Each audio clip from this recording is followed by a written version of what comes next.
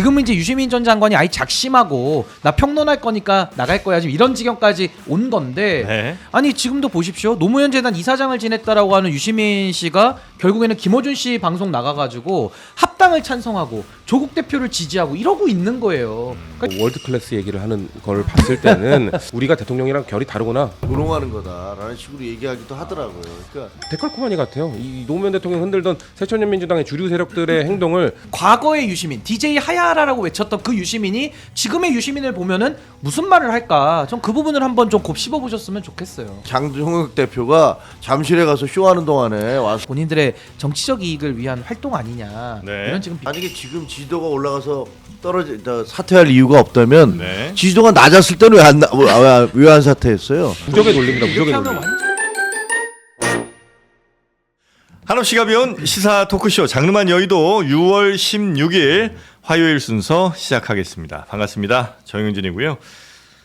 지금 월드컵 경기가 계속해서 아마 이 시간 또 막 약간 오후 시간 이렇게 계속 이어지다 보니까 또 그 축구 좋아하시는 분들은 많이 또 축구 경기도 보고 계시는 것 같고요. 축구 경기도 함께 보시면서 저희 장르만 여의도도 같이 사랑해 주시면 대단히 감사하겠다 말씀을 좀 드립니다. 자, 오늘 함께 해주시는 분들 한 분 한 분 소개해드리고 바로 시작하죠. 더불어민주당 성치훈 부대변인님 어서 오십시오. 예, 월드컵 4강 진출했던 02학번 성치훈입니다. 네. 02학번이시구나. 네. 02학번. 1학년 때 뭐 수업은 거의 못 들었죠. 계속 이제 월드컵 경기 보시고. 그러니까 월드컵은 6월만 했는데 왜 1년 동안 공부를 못 했는지 모르겠는데. 준비하고 또 결과. 그렇죠, 그렇죠. 예. 기말고사 전날이 포르투갈전이었어요. 1년 내내 좋았죠. 그렇죠. 네. 네. 자, 그리고 2002년에 뭐 하셨을까요? 김종혁 전 국민의힘 최고위원님 어서 오십시오. 안녕하십니까. 2002년에 기자였습니다. 어디 기자이셨죠? 제가 그때 민주당 반장이었어요. 그래서 그때 이제 월드컵이 그 김대중 대통령이 그때 굉장히 좀 사몽 비리 이런 것 때문에 어려웠었거든요. 네. 근데 이제 월드컵이 완전히 전환의 계기가 돼서 그때 정치적으로도 굉장히 큰 의미가 있고 영향력이 있는. 왜냐하면 그때 2002년도에 월드컵 때 길거리 유세라는 걸 응원이라는 게 처음 시작됐거든요. 네. 네. 그러니까 이제 그 광화문에 굉장히 친숙하게 된 거예요. 그렇죠. 그때만 해도 광화문 하면 이제 응원의 성지 이제 막 이렇게 그렇죠. 그때부터 이제 시작. 그다음에 시위의 성지도 됐어요. 그다음에는 이제 맞습니다. 네, 그때 이제 요 중앙일보 계셨고. 네. 왜 웃는 거예요 지금? 요즘 좀 상황이 좀 쉽지가 않아요. 네, 누가 몰라요? 자, 그리고 신인규 변호사님 어서 오십시오. 네 안녕하세요 네. 신인규입니다. 2002년 뭐 하셨을까요? 저는 고등학교 1학년이었습니다. 네. 성치훈 대변인보다 더 어리시군요. 당연하죠. 아니 당연하죠. 제가 한참 동생입니다. 제가. 그래요? 예. 또 한참이라고 할 것까지는 아니잖아. 한참 위에 우리 형님. 지금 객긴이요 그만요. 아니, 강수영 신인규 노원 배틀이라고 지금. 노안 배틀. 맞아요. 강수영 유감입니다. 변호사가 저보다 어리더라고요. 예. 강수영 변호사? 예. 강수영 변호사가 85. 예, 저도 어려요. 네. 어제 저 가밍아웃 하신 거 보셨어요? 예, 봤습니다. 보셨어요? 봤습니다. 용기 있는 그의 고백. 네, 네, 박수를 보냅니다. 네, 저희 라이브 방송에서 네. 나는 가발이요. 어제 방송에서. 어제 공개를 했어요. 방송 중에 갑자기. 강수요? 네. 어제. 친하시잖아요. 같이 방송 많이 하시잖아요. 많이 했는데 네, 네. 가발인 줄은 아셨어요? 몰랐어요. 저도 몰랐거든요. 갑자기 고백하셔서. 그걸 왜 고백해? 어제 그 탈모 건보료 적용 관련해서 또 메시지가 있었잖아요. 이제 그 얘기를 하던 와중에 갑자기 아무도 시키지 않았는데 제가 여기서 고백하겠습니다라고 하고 깜짝 놀랐어요, 저도. 장르만을 위해서 여기서 단독 공개한 이게 거잖아요. 단독에 여기 단독에. 저도 나중에 뭐 고백할 일 있으면 여기서 하겠습니다. 저도. 첫사랑 고백 이런 거 뭐 하지 생각해 마시고. 보려고요. 그러고 보니까 세 분은 엄청 풍성하시네요. 몰랐죠. 고민이 많습니다, 기자님. 에? 고민이 많아요. 저도. 고민이 많으세요. 네, 어쩌면- 김종혁 선배 엄청 대변이 엄청 유심히 풍성하신데요. 몰라 이거 가발인지 아무도 모릅니다. 나 진짜 몇 달 동안 몰랐어요. 저는 그 건보 적용한다는 전 그 약 먹고 있습니다. 그 뭐 이렇게 탈모 방지약. 네네.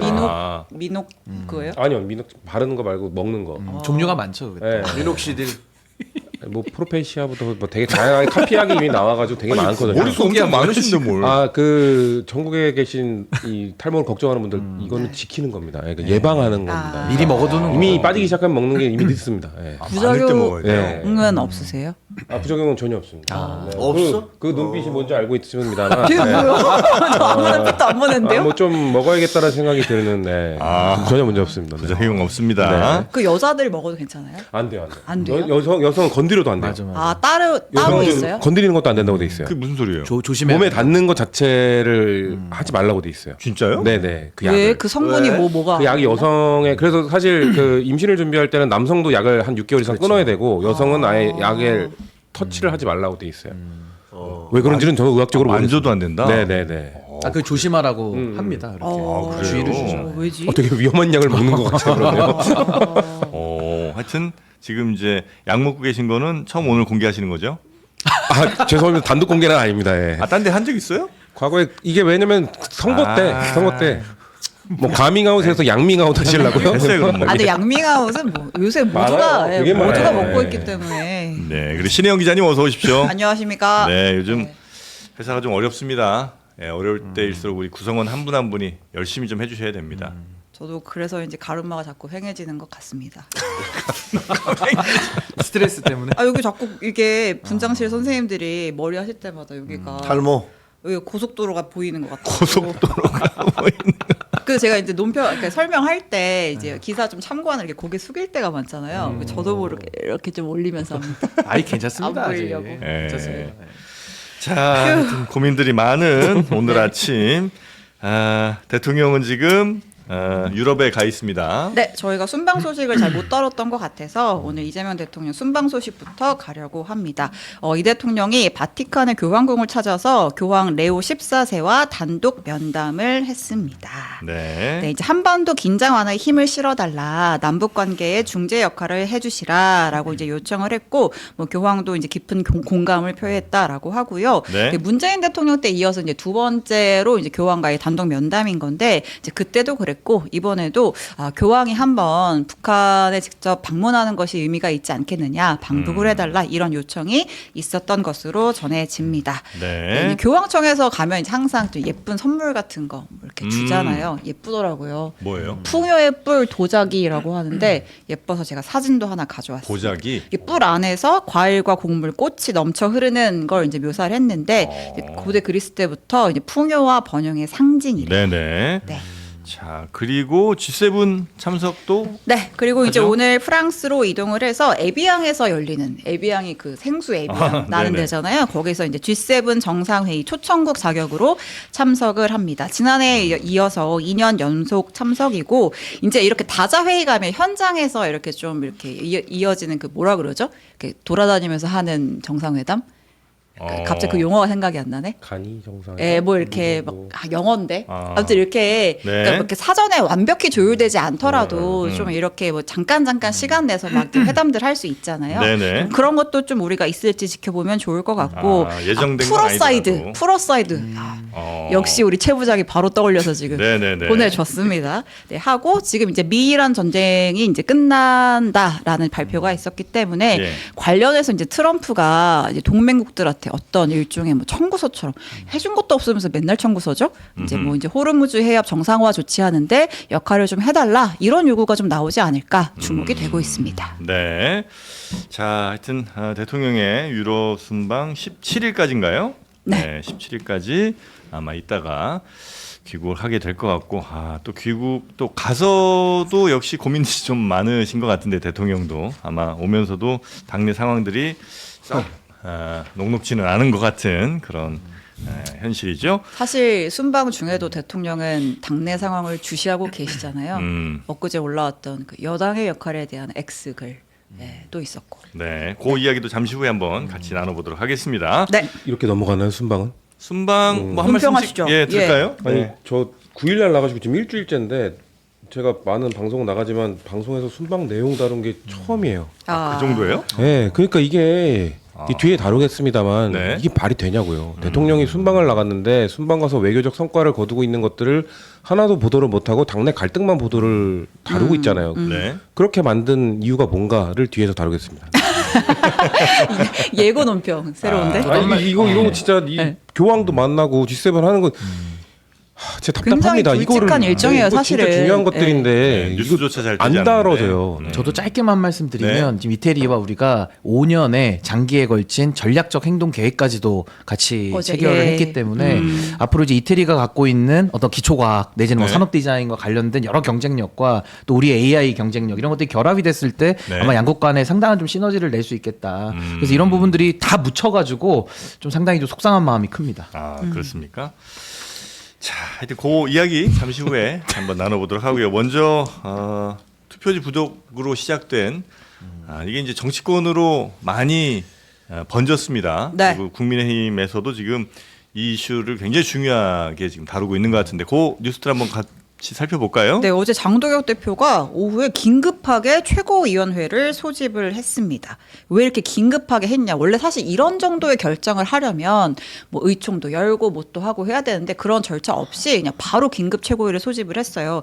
그래서 이제 투표용지 부족 사태로 피해를 입은 서울, 경기, 인천, 부산, 울산, 광주 6개 지역에 한해서 선거 무효를 판단해달라고 하는 선거 소청을 내기로 결정을 내렸습니다. 네. 교육감 선거랑 국회의원 재보궐을 빼고 이제 광역단체장 선거에서 기초광역 선거에서 이 6곳은 우리가 선거 소청을 제기하겠다라고 했어요. 그러니까 왜 이렇게 급하게 했냐라고 하면 이제 공직선거법상 선거일 6월 3일 이후로 14일 이내에만 이 선거 소청을 제기할 수가 있거든요. 네. 이제 그래서 이제 좀 급하게 했다라고 하는데 이 절차를 두고도 사실 좀 당내에서 갑론을박은 좀 있는 것 같습니다. 네. 근데 이제 결국은 장동혁 대표가 주장했던 구호는 전국 전면 재선거였잖아요. 네. 근데 이 선거 소청이 장동혁 대표가 딱 이 발표 끝나고 바로 페북에 올렸어요. 목표는 분명하다. 전국 재선거입니다. 소청은 시작일 뿐입니다. 근데 또 원내대변인단의 설명은 조금 달라요. 우리가 일단 이 절차상의 문제가 있었기 때문에 그걸 따져달라는 선거 소청을 제기하는데 이거 관련해서 재선거까지 갈지는 글쎄 또 이런 반응이에요. 네. 그 당 대표와 원내대표의 입장도 조금씩 다른 것 같기는 하고. 네, 무엇을 목표로 하는지가 좀 네. 서로의 머릿속에서 좀 차이가 있는 것 같고 그래서 어제 기자들이 굉장히 혼란스러웠어요.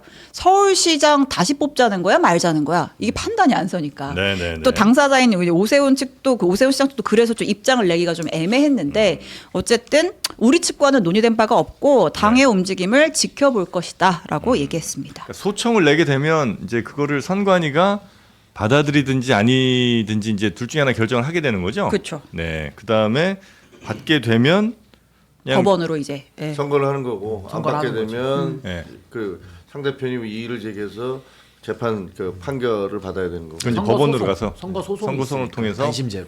판결을 받아 이건 이제 단심제예요. 삼심 안 선거 가고. 소송. 네. 아, 알겠습니다. 그럼 이제 선관위 소청을 제기해서 선관위가 이것만 가지고 재선거 할게요 이렇게 바로 결론 내릴 수 있는 거예요? 네, 소청이니까 선관위에서 1차 판단을 한다 이렇게 보시면 됩니다. 근데 이게- 선관위가 앞서 기준을 밝히긴 했었잖아요. 이거는 재선거 사유에 해당이 안 되는 그러니까 재선거라고 할 때 재선거를 또 하게 되는 규정이 있으니까 네. 뭐 당락을 뒤집을 수 있는 영향이 있다든지 근데 그건 안 된다고 했지만 그럼 이 답을 알고 이걸 낸 거예요? 그러니까 이제 답을 알고 냈다라는 것이 뭔가 네. 다른 의도가 있는 거 아니냐. 아. 뭔가 지금 이 부정선거, 그러니까 이게 부정과 부실을 일단 구별을 해야 되는데 이걸 혼용해서 쓰니까 더 혼란스러운 것도 네네네네. 있고 우리 지금 방금 신 기자님 말씀해 주신 대로 이 선거 소청이나 선거 소송으로 갔을 때 결국 그동안의 기준에 의하면은 이게 지금 선거에 미칠 영향성을 고려했을 때는 받아들여지기가 매우 어렵거든요. 근데 그런 상황에서 계속 법적 투쟁을 하겠다라는 것은 이 문제를 해결하자는 것이 아니라 오히려 부정선거론을 자꾸 쟁점화시켜서 본인들의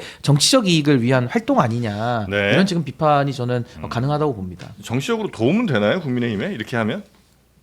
국민의힘. 장동혁 대표는 뭐 본인이 그 쏟아지는 비난을 일단 물꼬를 다른 쪽으로 돌릴 수 있는 그런 가능성이 있겠죠. 뭐. 네. 근데 저는 소청은 할 수 있다고 봐요. 왜냐하면 이게 너무나 문제가 있었잖아요. 예. 근데 거기에 대해서 선관위가 본인들이 직접 구체구체 사안에 대해서 이게 뭐가 문제가 있었고 뭐가 안 되고 그래서 이건 소청을 받아들일 수 없다라는 기준을 밝혀야 돼요. 네. 근데 사실 뭐 서울 같은 경우는 6만 표 이상의 큰 차이로 이겼기 때문에 그리고 지금 문제가 되고 있는 것이 다 이 오세훈 시장에 더 유리한 지역이잖아요. 송파 지역이고 그리고 그 기준은 그거죠. 그러니까 그 투표를 못한 사람들 이걸로 인해서 투표를 못한 사람들과 투표를 할 가능성이 있는 사람들의 표를 합쳤을 때 이긴 표수보다 그게 더 넘는다. 그러면 100% 이게 다 한 사람한테 갔을 경우를 가정을 했을 때 그러면 뒤집어질 수 있다? 그러면 뭐 재선거를 할 수도 있다. 근데 아마 현실적으로는 그게 불가능하니까 그리고 일단 표차가 너무 많이 나니까 네. 안 받아들여질 거라고 보여져요. 근데 그렇다 하더라도 소청은 제기할 수 있는 건데 네. 그 소청을 제기할 때 절차를 그냥 갑작스럽게 최고위를 긴급 최고위를 열어서 하는 것도 모양새가 이상하잖아요. 시간이 없어서 그랬다. 아니 장동혁 대표가 잠실에 가서 쇼하는 동안에 와서 저 의원들한테 만나서 얘기를 하고 그다음에 어떻게 했으면 좋겠냐 이렇게 다 중지를 모았으면 좋겠는데 그게 아니잖아요. 가서 무슨 뭐 부정선거 이런 거 쓰고서 이거 들고 사진 찍고 뭐 이런 거 하고 계셨던 거 아니에요? 네. 이건 비판받아야 마땅하다고 생각을 해요. 야, 행사에 참석하는 장동혁 대표의 표정이 날이 갈수록 밝아지고 옷차림도 날이 갈수록 밝아지고 기분이 아주 그렇더라고요. 좋아 보이더라고요. 시는 참 잘 쓰던데 검서체로. 목표는 맞습니다. 분명한 거예요. 당권 유지가 목표인 거고요. 이 소청은 수단일 뿐입니다. 아, 이게 당권이라는 게 뭐예요? 그러니까 당 대표 이꼬르 당권이에요? 아니면 그렇죠. 당 대표의 이 지도부의 이 기칙을 유지하는 것. 그것이 당권이에요? 이게 당권이죠. 당권을 유지하는 게 목표이기 때문에 장동혁 대표는 짧은 임기 동안 계속해서 사퇴 요구를 받았잖아요. 네. 그럴 때마다 24시간 필리버스터, 단식. 세 번째는 요겁니다. 소청 뭐 이런 걸 통해서 아니 그 장동혁 대표 묻고 싶은 게 소청에 대한 판단은 사법부가 아니라 선관위가 하는 거잖아요. 예. 지금 선관위는 그런 판단할 자격도 능력도 없는데 그들이 판단하는 거 다 받아줄 겁니까? 아, 그들에게 소청 뭐하러 하냐? 어차피 그들은 무능하고 우리가 봐도 무능하고 그들에게 뭘 맡기면 안 됩니다. 근데 그들에게 뭘 맡겨서 그러니까 지금 결국 이 이슈를 끌고 가기 위한 명분일 뿐이고 저는 장동혁 대표의 요거 때문에 국민의힘의 내용이 이제 뭔가 수습되기 어려워졌다. 저는 한동훈 의원의 복귀할 수 있는 유일한 시나리오는 네. 장동혁 당권을 인정해주면서 복당을 조건으로 내세워서 뭔가 협상을 하는 게 제 생각으로는 유일한 방법이라 생각했거든요. 근데 이렇게 부정선거 우론자들과 그리고 전면 재선거를 앞세우는 사람과 어떻게 손을 잡습니까? 그러니까 친한계나 개혁신당이나 이쪽 장동혁 지도부랑 점점 더 손을 잡기 어려워지는 쪽으로 가고 있기 때문에 국민의힘도 뭐 뒤에 우리 집 불난 거 얘기하겠지만 네. 뭐 이쪽도 상당히 지금 뭐 내용이 깊어지고 있다고 봅니다. 그러니까 저도 이게 선거 소청을 당연히 후보자나 뭐 정당의 다른 구성원들이나 아니면은 뭐 일반 선거인들이 하는 거는 뭐 할 수 있는 권리라고 저는 보는 건데 네. 정당의 대표나 국회의원들은 이 문제를 해결해야 되는 주체들이잖아요. 그럼 결국에는 선거 소청 제기했을 때 안 될 가능성이 훨씬 높다라고 한다면은 그 다음 플랜들을 가지고 이 문제를 직접 해결을 해야 되는데 그런 해결의 실마리가 전혀 보이지 않거든요. 오히려 장동혁 대표 이렇게 옆에서 바라보고 있으면 이게 부실로 끝나지 않고 부정으로까지 옮겨 붙어서 영원히 마르지 않는 샘물이 되기를 바라는 것처럼 보인단 말입니다. 네. 그러니까 이런 것들은 정말 무책임한 정치 아니냐. 그러니까 정치라고 부를 수가 없는 행태인 것이죠. 네. 6개를 요구했잖아요. 서울, 인천, 경기, 부산, 울산, 광주. 예. 근데 사실상 아까 말씀드린 서울은 바뀔 가능성이 없고 광주 역시 뭐 우리 당의 입장에서 보면 그게 뭔 얘기지? 의미 없고. 이렇게 나올 수 있는 거고. 예. 경기도 표 차이가 너무 많이 거의 20%포인트 가까이 났기 때문에 이거는 뭐 어떤 경우도 달라질 수가 없는 거고 인천도 표 차이 많이 났잖아요. 네. 그러니까 사실상 보면은 이게 좀 제기됐던 것들, 재제기됐던 지역들 중에서 이게 실효성이 있는 지역이 있는가라는 생각이 드는데 네. 그러다 보니까 이제 당 지도부가 내부에서도 서로 이게 좀 갈려서 원내대표 쪽에서는 아니 그냥 우리는 확인하기 위한 소청이다라고 얘기하는 거고 장동혁 대표는 아까 뭐 본인의 페북이나 SNS에 올렸듯이 전면 재선거다. 이거는 이제 시작일 뿐이다. 네. 라고 얘기하는데 뭐 전면 재선거를 어떻게 하겠다는 건지 저는 진짜 모르겠어요. 이게 현실적으로 가능한 뭐 얘기가 가능성이 거의 0%에 가까운 건데. 정치적 구호 같긴 한데 그렇더라도 뭔가 이렇게 좀 조금은 개연성이나 뭐 설득력이 좀 그러니까. 있어야 되는데. 네. 근데 어제 최고회 끝나고 네. 이제 비당권파인 양양자 최고 같은 경우도 이게 네. 소청 제기하는 거는 이제 이견이 없었다 이렇게 얘기를 했다고 하는데 어쨌든 당 차원에서는 이 이슈를 어쨌든 당에서 조금 끌고 가야 앞으로 있을 뭐 국정조사나 특검에서 또 힘을 당 차원에서 또 실을 수 있기 때문에 네. 일단 뭐 소청 제기는 하자 이렇게 얘기가 된 것 같고 바게닝 칩으로 쓰겠다 그거잖아요. 예, 그러니까 분위기는 근데 어차피 재선거 결정 안 날 거야. 그러니까 이런 분위기는 좀 깔려 있는 것 같아요. 네. 그리고 어쨌든 장동혁 대표는 본인에게서 십자포화로 사퇴하라고 쏟아지는 와중에 자기는 일단 지금 가장 중요한 것은 올림픽 공헌입니다. 이 얘기를 할 수 있는 거잖아요. 이걸 통해서 조금 전에 이 상황을 지켜보겠다고 했던 오세훈 서울시장 당선인의 페이스북 글이 올라왔습니다. 네. 글 제목 당 지도부는 자리보존용 구호를 멈추고 국민의 준엄한 목소리에 귀 기울여야 합니다. 라고 했습니다. 아, 장동혁 대표의 이런 주장이 자리보전용이다. 자리보전용 구호다. 이번 투표용지 부족 사태의 핵심은 네. 중대한 참정권 침해이고 선관위의 어떤 이런 부실 관리에 대한 개혁을 요구하는 것인데 장동혁 대표가 온 당을 소모적인 재선거 주장으로 몰아가고 있는 거 우리 국민들이 똑똑히 알고 있다라고 네. 비판을 했습니다. 자, 그리고 그 선관위 뭐 해외 출장 엄청 간 거 있잖아요. 예. 그거 이제 뉴스 나왔던데 보니까 예. 몰디브 가서 뭘 선거 관리하는 거 배우고 몰디브에서 왔어요? 모히또 한잔하며 대선을 참관하고 온 것 같습니다. 네, 뭐예요? 이제 선관위가 선거 때마다 휴가 가고 외유성 출장 가고 이게 다 파멸가 돼서 이제 기사들이 많이 나오고 있는데 예. 지난 3년 동안 62차례 해외 출장과 연수를 갔대요. 자, 이제 보고서를 보니까 몰디브에 가서 이제 뭐 선거 몰디브 대선 참관 결과 보고하면서 이제 오른쪽에 자기네들이 둘러봤던 현장 사진들 같은 거를 써놨어요. 그러니까 저희 글씨 조금 더 확대할 수 있나요? 그냥 바닷가 가서 놀았어 보니까. 바닷가 사진이야, 그냥. 바닷가 사진이야. 풍경 사진 띡띡 올려놓고 시설물을 이용한 선거운동 1, 2, 3, 4, 5, 6. 마지막에 오토바이를 이용한 선거운동. 이게 저렇게 할 거면 그냥 저 노을 사진 하나 찍어놓고 저녁 노을을 이용한 선거운동.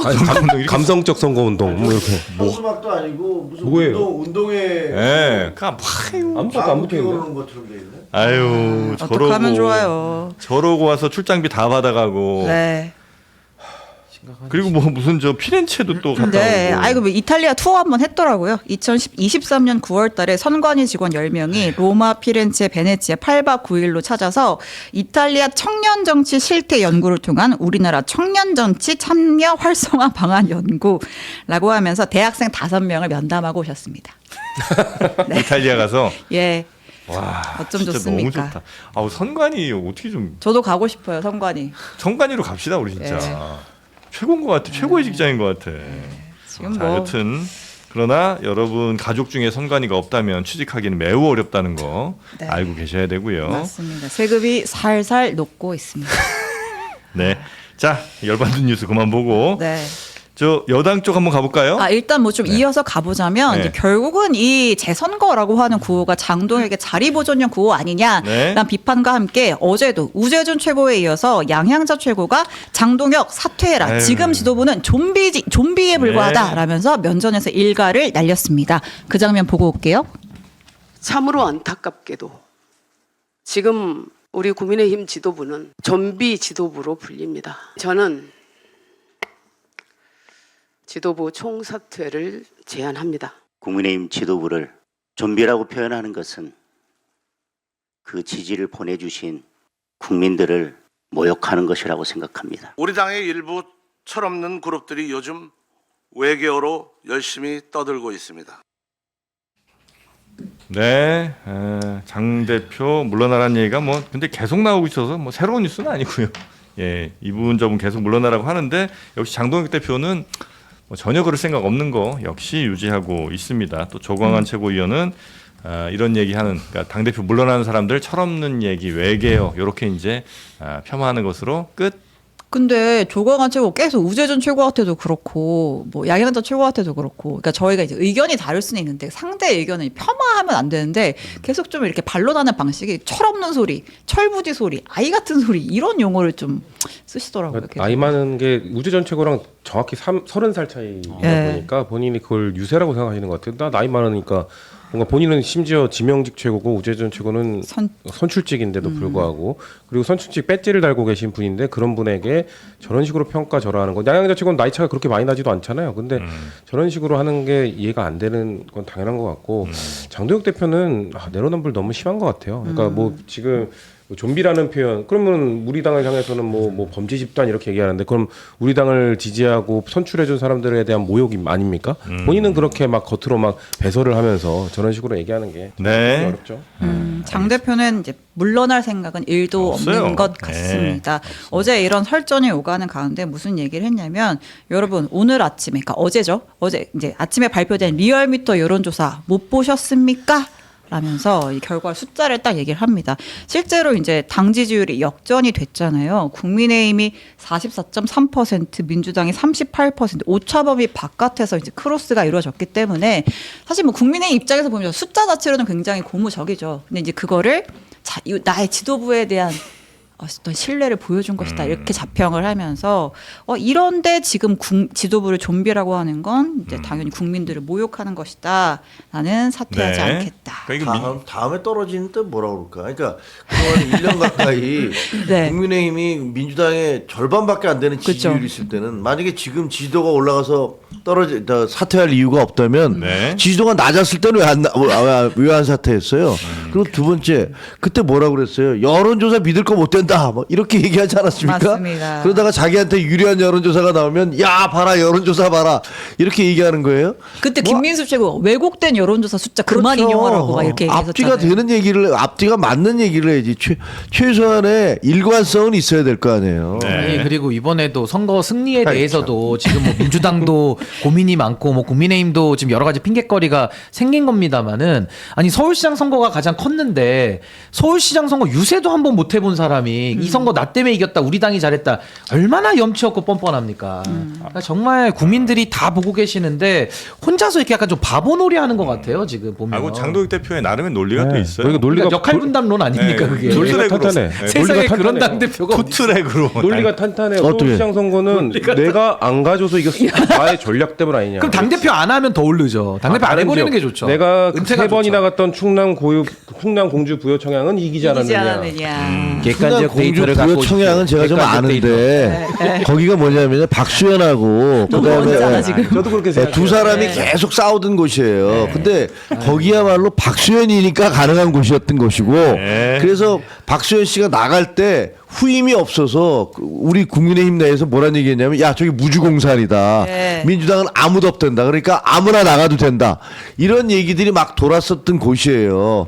근데 거기를 뭐 서너 번 가서 이겼다고 그게 막 자기 승리의 근거를 댄다는 건 뭐 하여튼 이번에 너무 또 심한 얘기 나올까 봐 만약에 또 그만하겠습니다. 뒤에 이제 너무 심한 얘기. 지지율이 떨어지잖아요. 그럼 또 논리는 이미 준비되어 있어요. 안 믿는 거죠. 좀비라고 하는 그리고 니들 때문에 김종혁 떨어졌어. 최고 같은 분탕 세력 때문에 떨어진 겁니다. 뭐 무적의 논리입니다. 이렇게 무적의 하면 논리. 완전히 네. 국민들을 소외시키고 완전히 정치권이 고립이 되는 건데 정말 좀 깝깝합니다 진짜 네. 국민의힘. 근데 여기서 지금 새로 뽑힌 정점식 원내대표도 그렇고 지금 당장 장동혁 대표 사퇴라고 말할 생각이 별로 없는 것처럼 보인단 말이죠. 뭐 의원총회를 한다고 뭐 요구하는 일부 세력들이 있기는 하지만 그 안에서 막상 또 센 얘기가 별로 안 나온단 말이죠. 그럼 이제 국민의힘 의원들은 일단은 뭐 그래도 뭐 장동혁 어차피 버티는데 좀 보자 이런 분위기인 거예요? 아니, 그러니까 지금 그 내부에서는 저도 이제 이게 보니까 서정욱 변호사하고 저하고 서정욱 변호사는 주장을 자기가 60명 전화를 해봤더니 20몇 명 빼놓고는 다 그냥 장동혁으로 가야 된다라고 얘기를 하더라고요. 네, 나 왜 사실 전화 안 진짜 받은 거 60명 아니야? 해봤냐. 네. 그동안 얘기했던 거 많이 틀리지 않았냐 이렇게 놀리기도 했었는데 네. 제가 통화해본 사람들은 분위기가 정말 부글부글한다. 그리고 아예 장동혁 지도부를 그냥 아예 제껴놓고 생각한다. 뭐 어차피 시한부 인생 목숨이니까라고 생각을 한다. 이런 얘기들을 하더라고요. 그래서 아마 의총이 열리면 뭐 목요일날 의총이 열린다는데 그 11시에 본회의 하는데 10시에 여는 거는 그러니까. 아무것도 아니잖아요. 네. 무슨 모아놓고서 뭐 몇 시간 토론하는 것도 아니고 그렇기 때문에 어떻게 해서든지 그냥 이거 시간 좀 때워서 넘어가자라는 게 지금 지도부의 생각인 것 같아요. 네. 근데 그 의원들 내부에서는 이거 이대로 가면 우린 죽는다라는 생각들이 있는 거고 지금 어저께인가 보면 TV조선에서 그 장동혁 대표의 무슨 투기 의혹 무슨 뭐 특혜 의혹 이런 건 막 보도하기 시작했잖아요. 그게 제가 보기에는 이제 보수 언론들이 보는 관점이에요. 아 이제 이거 장동혁으로 가면은 우리는 보수 전체가 다 괴멸해 버릴 거다라고 생각을 하고 극우 집단에서는 지금 누구 고성국 뭐 이런 데는 뭐라 그러냐면 야 양양자하고 저기 누구지 그 우재준 나가면 손수조하고 박민영 뭐 이런 사람 최고위원 시키면 돼. 아, 뭐 보고를 이런- 해가지고 예, 또 뭐 이렇게 당권 바로 얘기를 하고 채우면 돼. 있어요. 그러니까 지금 당이 완전히 갈리고 있는 거예요. 그냥 일반 의원들과 그다음 이른바 극우 그 장동혁 대표가 이미 거기 올라타 버렸잖아요. 부정선거 얘기하면서. 그래서 극우 세력들과 이게 완전히 갈려가고 있는 그런 과정이라고 보면 될 것 같아요. 갈리고 있네요, 정말. 네. 갈리고 맷돌처럼. 드르륵 드르륵. 자, 그리고 여당 쪽으로 이제 가볼 텐데 일단 여당 가기 전에 그 유시민 이사장 노무현 재단 이제 그만뒀죠.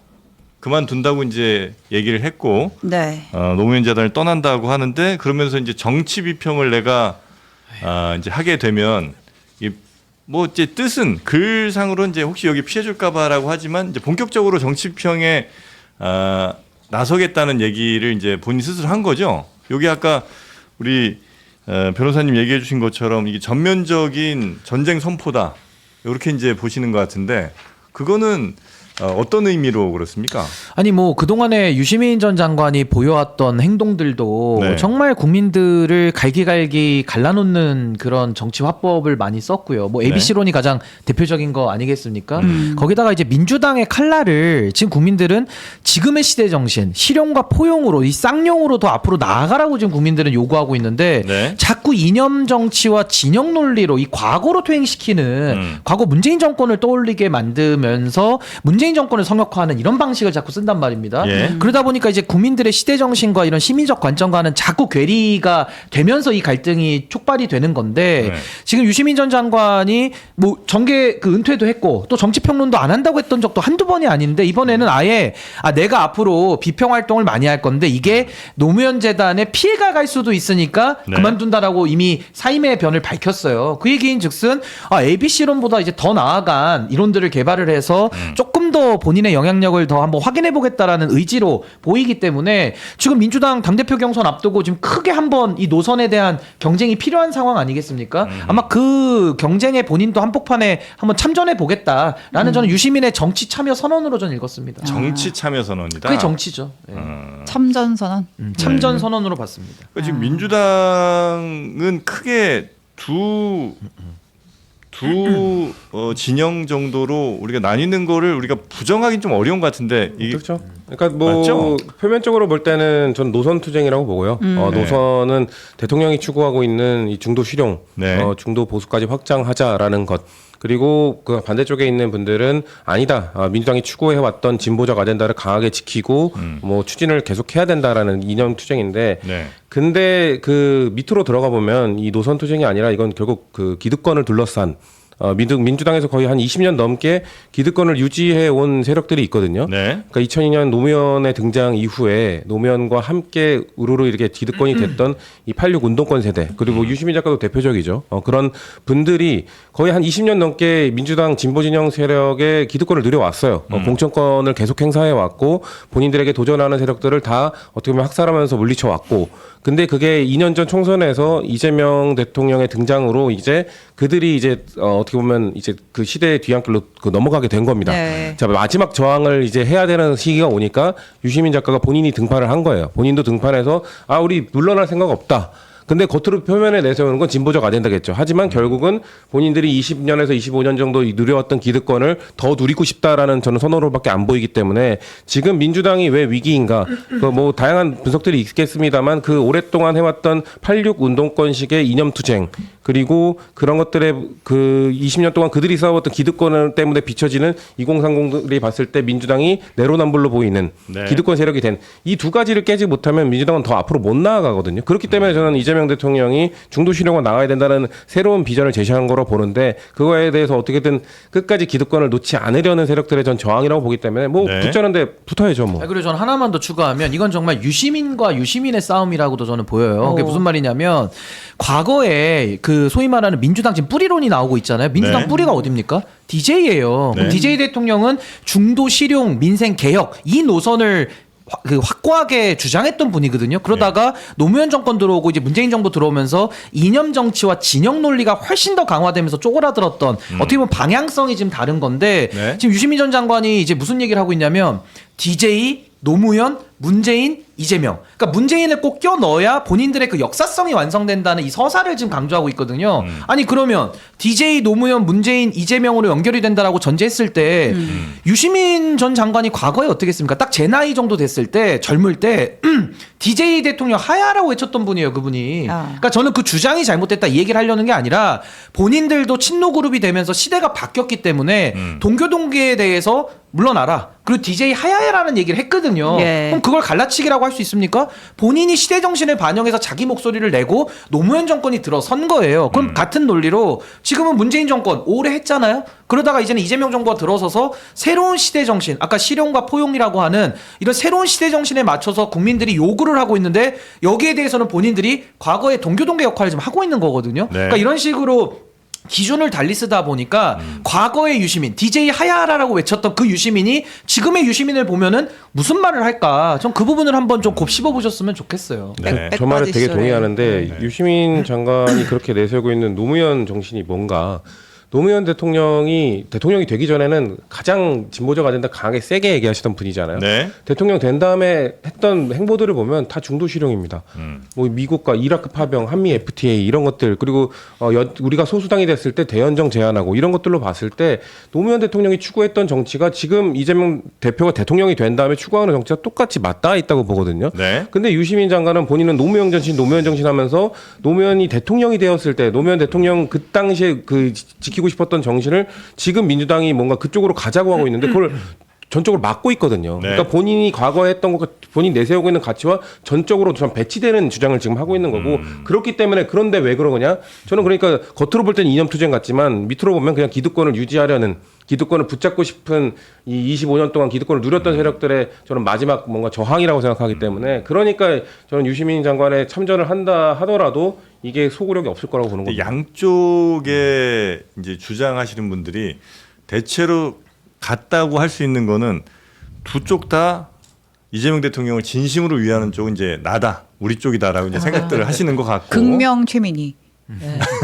극명. 네, 극명 그렇고. 본인의 주장에 네, 따르면. 그리고 이제 네. 방금 말씀해주신 그쪽 진영의 분들은 지금 대통령의 눈을 흐리는 사람들이 대통령 주변에 좀 있다라고 이제 판단들을 하시는 것 같고, 그다음에 또 뭐 이른바 뉴 이재명으로 칭되는 사람들은 지금 뭐 문재인 친문 세력들이 구민주당 주류 세력들이 이재명 대통령의 어떤 개혁적인 성과나 이런 것들을 철저히 가리면서 이재명 대통령을 좀 폄훼하는 이런 일들을 벌이고 있다라고 아마 판단하시는 것 같아요. 요까진 맞나요?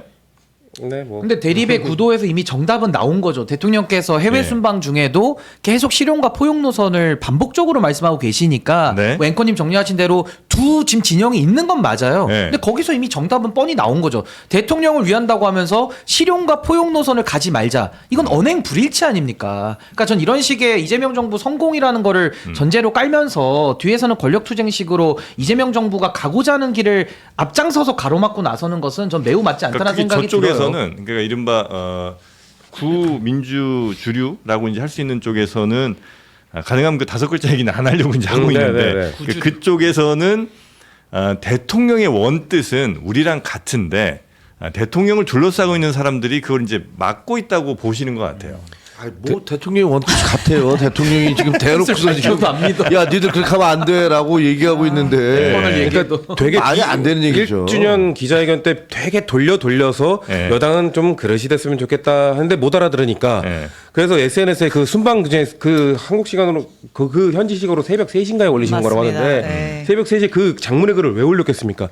이렇게 자 하나 둘 셋 하면서 자 1, 2, 3 해서 자 이 정도면은 알아듣겠지 했는데 여전히 대통령이 눈을 흐리고 있다고요? 아니요. 대통령이 지금 눈 가장 똘망똘망 하시거든요. 근데 누가 눈을 흐리고 있다는 거예요. 그러니까 본인들이 대통령의 글을 하나하나 보면서 오히려 더 갑자기 저는 그쪽 분들이 갑자기 뭐 예를 들면 정청래 대표는 뭐 월드 클래스 얘기를 하는 걸 봤을 때는 이거는 대통령의 본 뜻을 이제 알아챈 거다. 원래 알아채지만 모르는 척하다가 이거는 우리가 대통령이랑 결이 다르구나. 그렇기 때문에 어쩔 수 없이 그럼 우리도 대통령이랑 결이 맞는 척을 해야겠다라고 하면서 갑자기 대통령 막 그 찬양가를 올리는 게 아닌가. 월드 클래스라는 그 워딩이 어디서 나온 건지 우리 기자님 조금 소개를 좀 해주실까요? 예, 정청래 대표가 어제 이제 회의에서 한 이야기였는데 이제 이재명 대통령의 순방 성과를 이제 뭐 칭찬하면서 했던 표현입니다. 잠깐 들어볼까요? 네. 이재명 대통령은 월드 클래스의 세계적인 지도자로 자리매김하고 있습니다.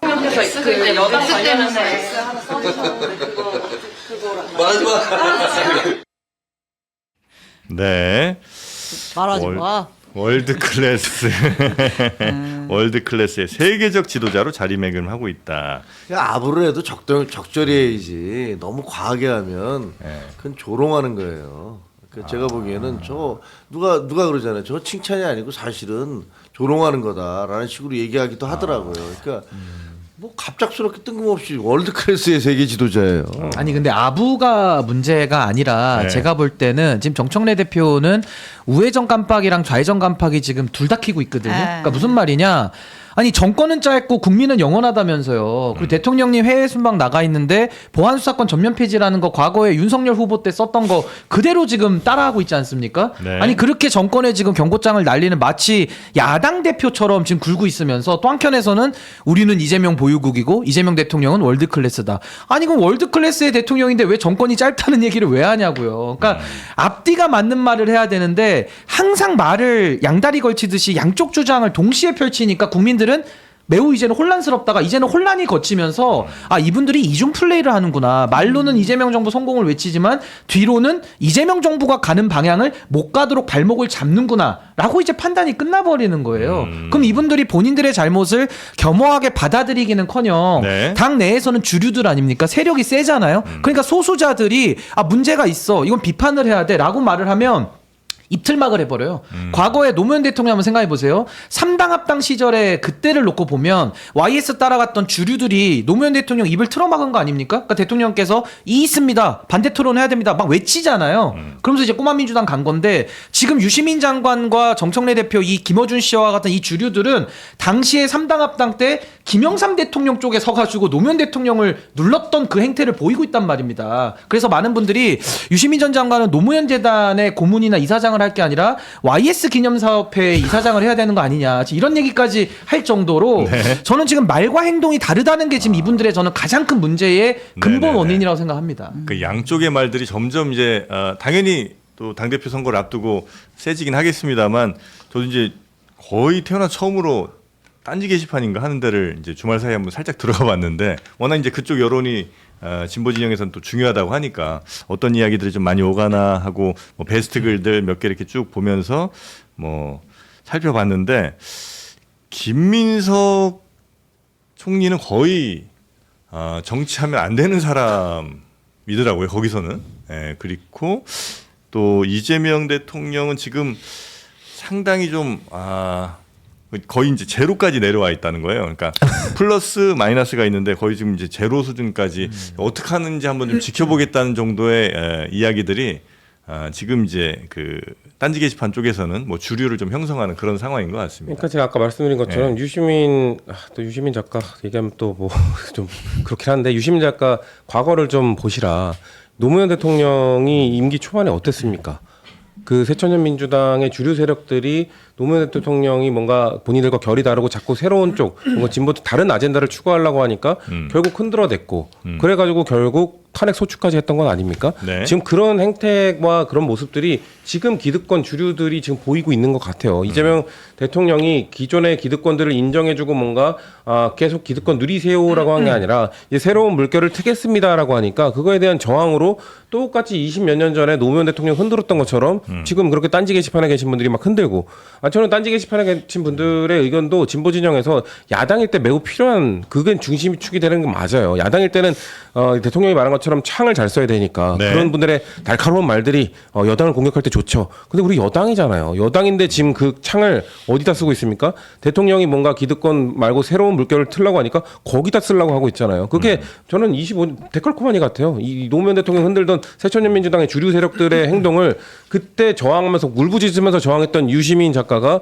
오히려 반대 입장이 돼서 똑같이 그쪽 그 딴지 게시판이나 그 사람들과 똑같이 지금의 대통령을 흔드는 모습들을 보니까 어떻게 이렇게 똑 닮아 있을 수 있지? 과거에 본인들이 이렇게 당했던 것들을 그렇게 되돌려주는 건가 다른 쪽에 네. 저는 그런 것들을 좀 깨달으셨으면 좋겠다. 아니 그리고 딴지 게시판 유저분들이 과거에 조국 후보도 뭐 내가 A네요, 정치 혈액형 A네요, 막 이런 얘기 했었거든요. 그분들 다 본인들을 A로 생각하실 걸로 보여지거든요. 근데 지금에 와서 보면 유시민 전 장관이 그랬잖아요. 친명파리 하는 사람들, 돌 먼저 던지는 사람들이 친명파리라고 규정을 했거든요. 지금 딴지 게시판 가보면요, 다 돌 던지려고 지금 준비하고 있어요. 장전하고 있단 말이에요. 네. 그럼 그분들이 B로 봐야 되는 이런 역설이 또 발생하기 때문에 자기들이 유시민 전 장관 얘기할 때는 아 우린 다 A야, B들을 정리해야 돼. 근데 지금 행동은 자기들이 그 B처럼 하고 있어요. 이런 식의 그 불일치와 모순을 도대체 어떻게 정리해야 되는지 저는 이게 정리가 잘 안 되는데 아마 유시민 전 장관이 이제 아마 본격 등판한다고 하니까 저는 아마 이 부분에 대해서도 부연해 나가지 않을까 그런 생각이 듭니다. 싸움은 내전이 참 치열해요, 그죠? 특별히 뭐 이렇게 말 덧붙이지 않으셔도 아, 이거 제가 구경만 하고 있어도 그냥 팝콘각이네. 근데 네. 한동안 우리가 그랬었는데. 근데 이제는 옛날에는 그래도 가치 투쟁에 탈을 쓰고 노선 투쟁을 했다는 생각이 드는데 이젠 그냥 대놓고 노선 투쟁만 하는 게 앞으로 어떻게 아닐까 되냐면 싶어요. 대통령이 귀국을 하잖아요. 네. 양쪽 모두가 이제는 상대방과 공존할 수 없을 정도의 심각한 상황으로 가고 있잖아요.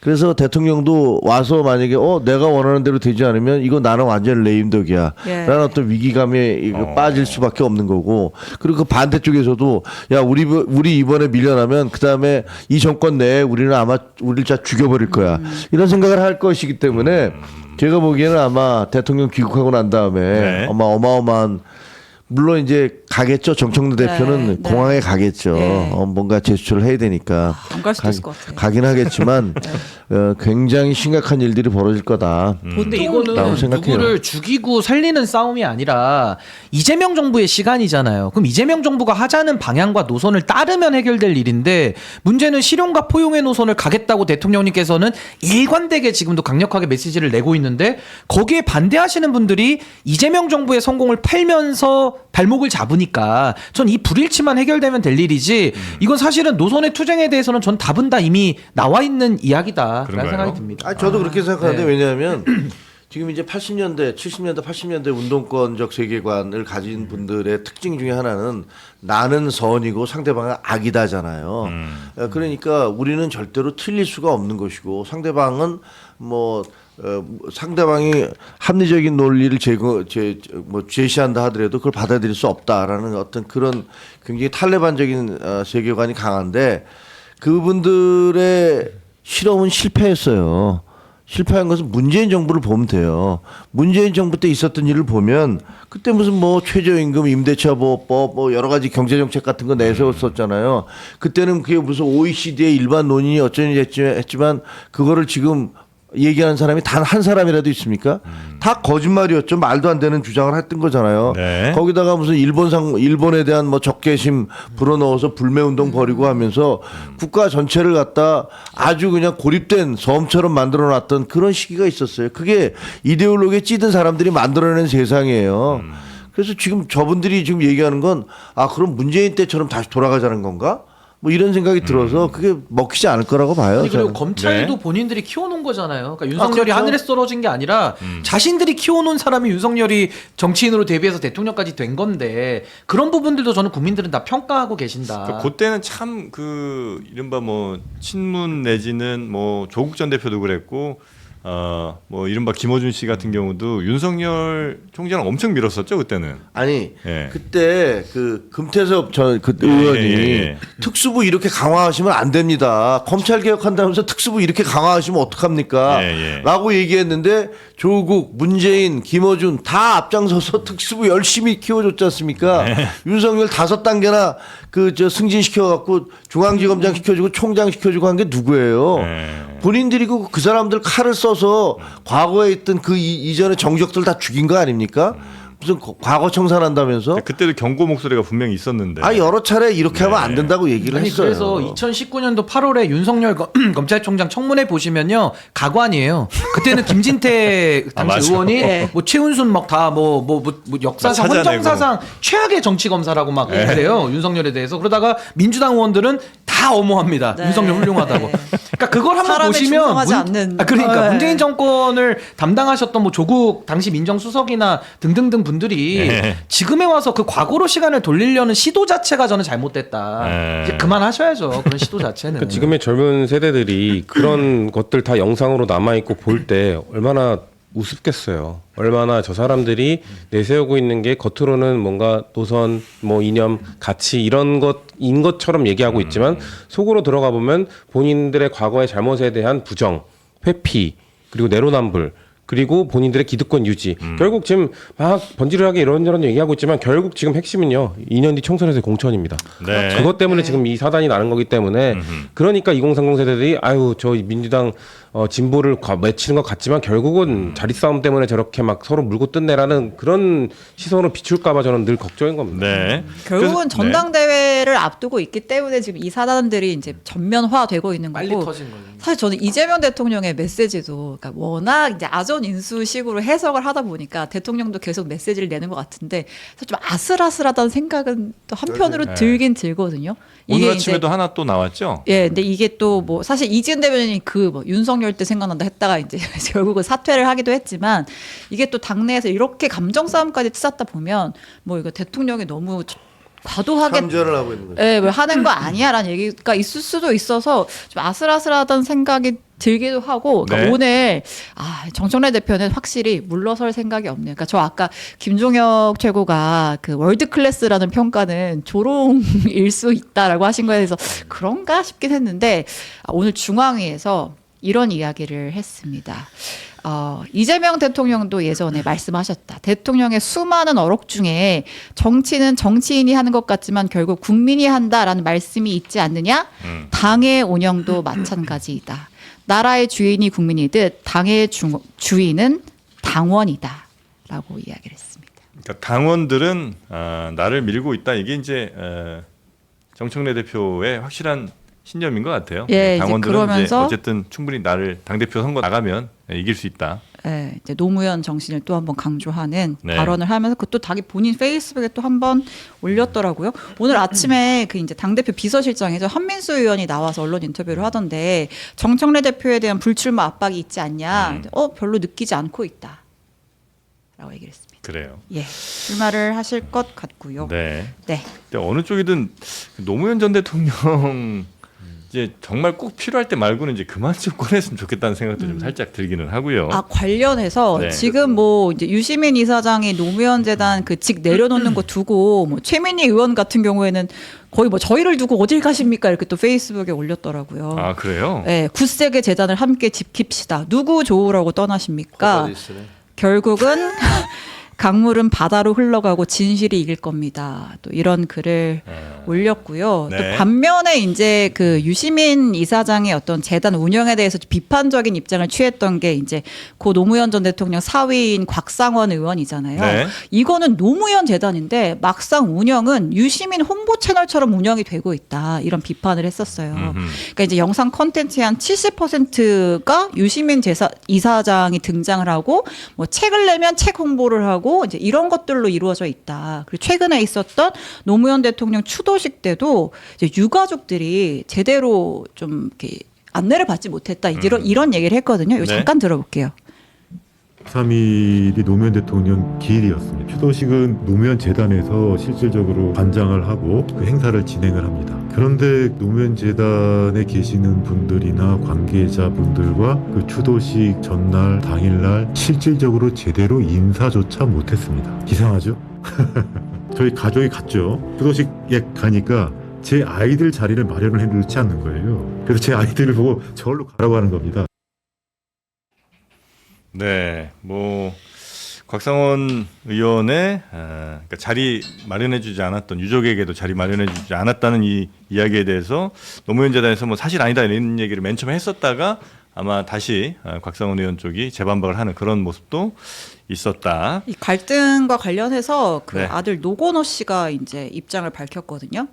그러니까 이제 유시민 이사장 자리 내려놓고 재단 관련 갈등에 대해서 노건호 씨가 의외일 수도 있겠지만 유시민 전 이사장과 개인적인 교류는 거의 없었다라고 라고 이제 얘기를 하면서 앞으로 뭐 정치 노선이나 개인적 호불호를 떠나 귀중한 지식인으로서 존중받는 게 마땅하다고 생각한다. 다만 이 재단 운영 과정에서 이제 문제가 좀 이렇게 의견 충돌 같은 거는 있었다라고 하면서 이제 곽상원 의원의 지적 덕분에 좀 재단이 변화하는 계기가 됐다 이런 이야기를 했습니다. 네. 자 그리고 이른바 멸칭이라고 그러죠. 뭐 문조털레윤이 아니면 뭐 또 반대쪽에서는 이제 문조털레유라는 단어가 거의 뭐 뉴스나 뭐 지상파 방송에서 나올 정도까지 됐는데 그 상대되는 또 멸칭 하나가 등장을 했습니까? 저도 사실은 이 단어를 최대한 이제 저희 브리핑 시간에 배제하려고 예. 노력을 해왔는데 이제 그냥 아예 무시할 수 없는 수준으로 이제 싸우는 것 같아요. 이제 저희도 이제 그 용어도 전 진짜 쓰고 싶지 않았는데 뭐 수박, 개딸 이런 것도 이제는 그냥 정치 용어가 돼버렸잖아요. 네. 고유명사가 된 것처럼. 저도 딴지 게시판을 한 2달 전부터 열심히 보고 있거든요. 아, 그래요? 왜 양쪽의 입장을 알아야 되니까. 근데 좀 결집하는 모양새가 있더라고요. 네, 맞습니다. 네, 그러니까 확실히 이제 문조털레유라는 비난을 받는 분들이 결집을 해서 이제 딴지에서 다시 세를 좀 규합하는 그런 모양새가 있는데 이제 거기에서 우리가 문조털레유면 너희는 한강새똥 돼주길이야. 이렇게. 한강새똥 돼주길. 한은 누구예요? 한준호 의원. 그리고 강득구 의원. 예. 그리고 이제 김민석 총리의 좀 비하하는 별명이 네네. 있잖아요. 김민 새. 네.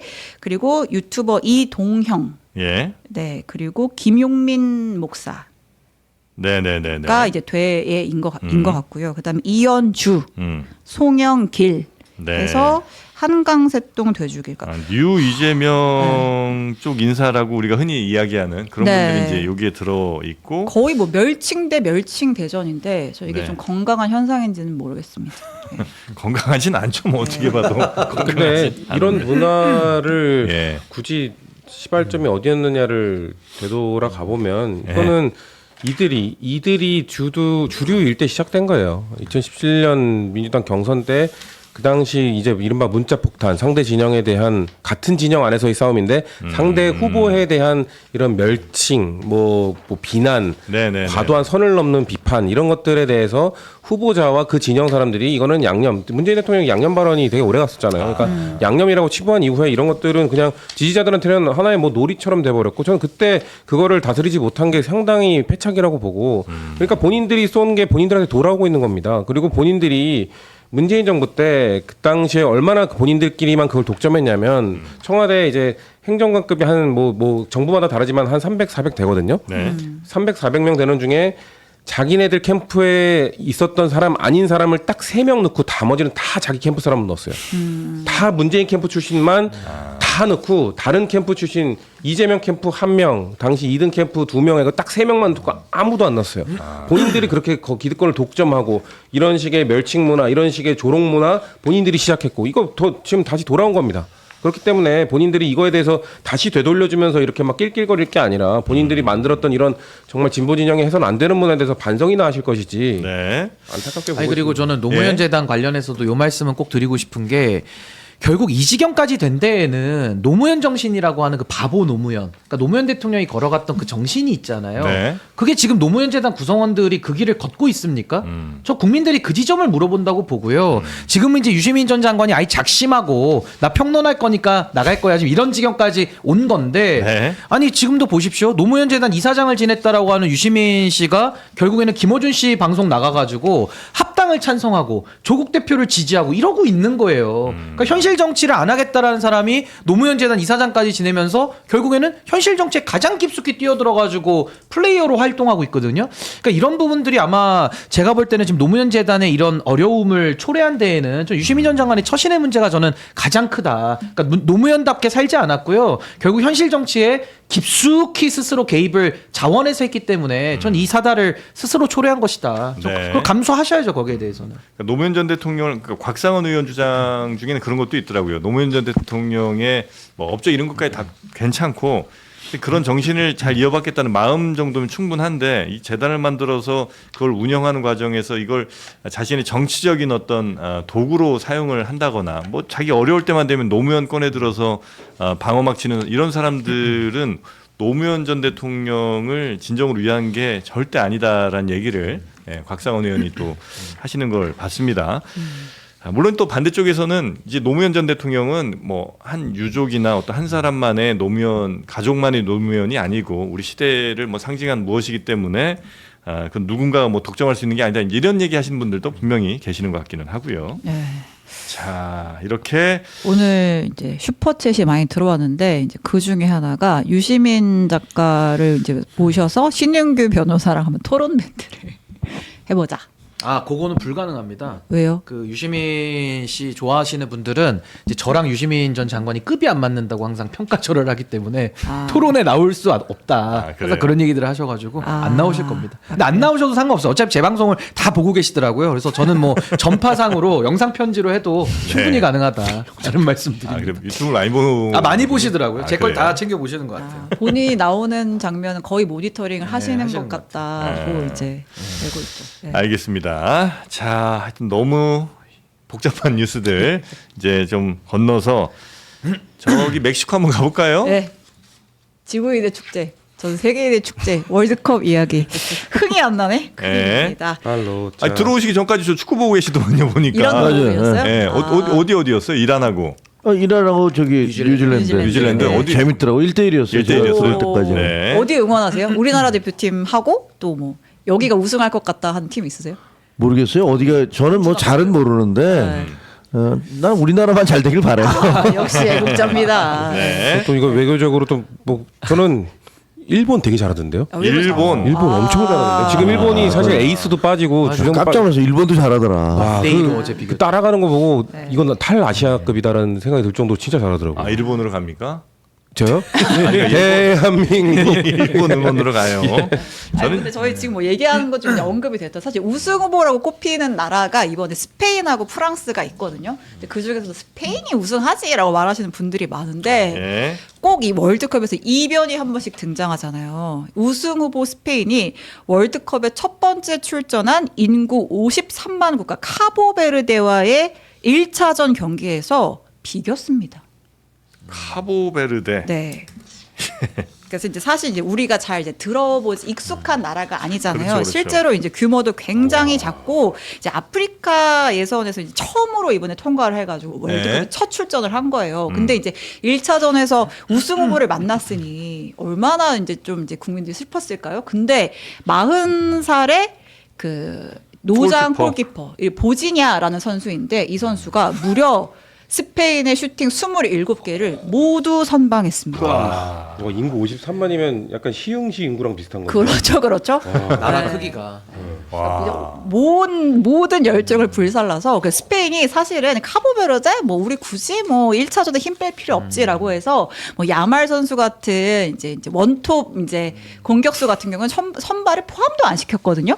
근데 이제 분위기가 심상치가 않으니까 골이 안 먹히니까 이제 후반에 투입까지 했는데 결국 승점을 얻지 승점은 이제 1 얻었죠. 승리를 얻지 못했습니다.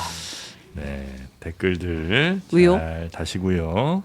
자, 하여튼 카보베르데 네. 여기에 골키퍼 이분이 굉장히 잘했다. 어마어마하게 네. 스타가 됐다. 네, 아까 그 마지막에 딱 이제 또 무승부하고 이제 그 경기장에 국기 딱 들고 있는데 표정이 거의 뭐 나라 구했습니다. 네, 그 정도면 뭐 충분히 그럴만하죠. 네. 그리고 또 뭐 그리고 또 이제 항상 이런 국제적인 행사 있으면 또 이제 논란 일으키시는 분들 있잖아요. 네. 그 독일과 키라스의 경기에서 이제 처음에 이제 심판 소개 막 하잖아요. VAR 심판 선수 호주는 숀 에반스 심판이 이제 심판 소개하는 장면 딱 잡혔는데 거기서 이 손을 이렇게 사진 좀 보여주세요. 네. 네. 사진이 없어요? 자, 오케이 사인 같은 그런 거를 예, 이렇게 표시를 아래로 했죠? 이렇게 내리는 네. 뭐 이렇게 그런 손 동작이 있는데 사실 저는 잘 몰랐는데 이게 꽤나 이 서방권에서는 이 약간 극우 나치즘의 상징, 백인 우월주의를 상징하는 손 동작이에요. 오케이 상징 같은 게. 네, 오케이 모양의 손 모양을 이렇게 아래로 이렇게 내려서 하는 손 동작 자체가 이거 옛날에 그 무슨 일베 손동작이 비슷하지 않았어요? 살짝 비슷하죠? 네, 그랬었던 것 같은데. 네, 근데 이게 이제 또 네. 생중계 화면으로 전 세계에 송출이 된 거죠. 네. 근데 이거 굳이 화면 나가고 있는 거 아는데 저 손동작을 한 거는 이거 뭔가 보여주기 위한 시그널이다. 저 심판 당장 퇴출시켜야 된다라는 이제 비판과 함께 아예 그냥 뭐 이렇게 오케이 한 거 아닐까 이제 이렇게 보시는 그러게 분들도 있는 것 같고. 모르겠습니다. 네, 아무튼 좀 예. 논란이 되고 있습니다. 네, 그리고 네, 아까 우리 성지훈 대변인이 말씀하셨던 우승 응원하는. 후보 성지훈 대변인이 응원하는 일본 니폰 축구 대표 울트라 니폰. 네, 이번에 우승 후보까지 꼽히는데 전력이 워낙 좋고 예. 또 이제 그 감독이 오랫동안 운영을 하면서 팀워크를 다져왔기 때문에 좋은 성과를 낼 거라고 보고 있는데 사실 조편성 운이 좋지 않았어요. 여기가 이제 H조인가? F조. 네. 여기가 그 세계 8위 네덜란드, 스웨덴, 또 튀니지, 아프리카 강국 뭐 이렇게 등등이 있어서 올라가는 것부터 쉽진 않겠다 싶긴 했거든요. 네덜란드와의 1차전에서 2대2 무승부.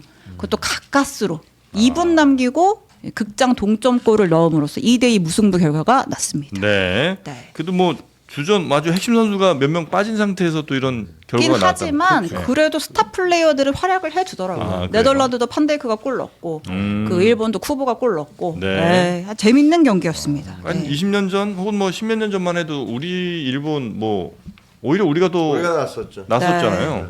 이제 일본이 이렇게 막 치고 올라온 데는 그러니까 그 일본 선수들이 보니까 이게 시야들이 좋더만요. 아. 네, 시야가 좋은 거는 역시 결명자를 매일매일 꾸준하게 드셨던 결과가 아닌가. 참고로 쿠보하는 게 아니라 쿠보의 어시스트였습니다. 스고이. 네. 네. 네. 아, 결명자차가 우리 눈에 좋은 건 다들 알고 계시잖아요. 예. 근데 요즘은 우리 눈을 혹사시키는 일들이 너무 많습니다. 컴퓨터 모니터 주식도 계속 봐야 되죠. 핸드폰으로 또 장르만 여의도 보셔야죠. 댓글 또 계속 올라가는 거 읽어야죠. 아, 눈에는 정말 인류 역사상 이렇게 괴로웠던 적이 없습니다. 그래서 누군가 대통령 눈을 흐린다는 분들 결명자 찾아는 좀 안 했으면 좋겠다 생각이 드네요. 예. 한 박스 보내드립니다. 네. 한 박스. 본인들의 눈부터 챙기시는 게 좋지 않을까. 결명자차 보내기 운동. 네. 네. 좋은 운동입니다. 데일리 클리어 결명자차 눈을 밝게 하는 씨앗. 네, 결명자입니다.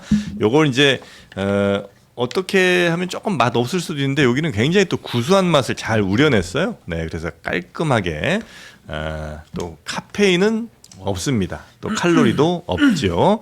물 대신 가볍게 즐기셔도 좋을 이 결명자차. 네, 매일 드시면 더 좋으니까요. 그렇게 좀 드시라고 세 박스. 요거 세 박스면 60병이 됩니다. 20병씩 60병이 되는데 그거 세 박스 구매 시에는 절반 가격, 50% 할인된 가격으로 여러분 구매하실 수 있으니까 요 이벤트 놓치지 마시고 넉넉하게 쟁여 두시고 거르지 마시고 눈 챙기는 결명자차와 함께 하시기 바라겠습니다. 근데 저는 우리 앵커님 광고하실 때마다 너무 웃겨요. 항상 이 스토리를 어떻게 이렇게 다 엮어내시는지. 아, 저는 일본 정말 선수들 감탄합니다. 진짜. 시야가 좋다 그래서 그게 조직력입니다라고 말할 준비를 하고 있었는데 이거를 광고로 지금 해서 예. 많이 배우고 있습니다. 진짜. 아유 고맙습니다. 짭질이 하나만 더. 뭐 있죠? 우리나라와 멕시코와의 2차전 네. 이제 우리 금요일 딱 우리 방송 시간대 또 있잖아요. 네. 아 근데 멕시코 분들 너무해요. 이날 아예 학교에 단체 휴교령을 내렸거든요. 아이 사람들 너무하네. 응원 가라고. 우리 원정 경기인데. 그러니까 그럼 우리 정부도 어떻게 우리도 휴교령 해요? 맛 휴교로 가야 돼. 그래서 전체 응원을 그럼 그 경기장으로 온다는 거예요? 그러니까 이제 경기장 들어가봤자 그 과달라르 경기장 한 5만 명 뭐 들어가겠죠. 이게 아마 이제 홈 어드밴티지가 굉장한 경기가 될 텐데 그 주변으로 이제 싹 또 이제 응원단 모여드는 거죠. 아유, 멕시코 학생들 다 울겠네 그날. 아하. 아니 우리가 이겨도 걱정해요. 아, 우리 선수들의 안전 철저하게 지켜줘야 됩니다. 네. 하여튼 우리 선수들 내일 모레 글피죠? 금요일? 금요일. 네, 금요일 경기 잘 준비하시기 바라겠고 세 분은 여기서 보내드리고 저희 잠시 후에 아주 특별한 분 한번 모셔봅니다. 국회의원 하다가 전남 목포시에 가서 시의원 하시는 분이 있습니다.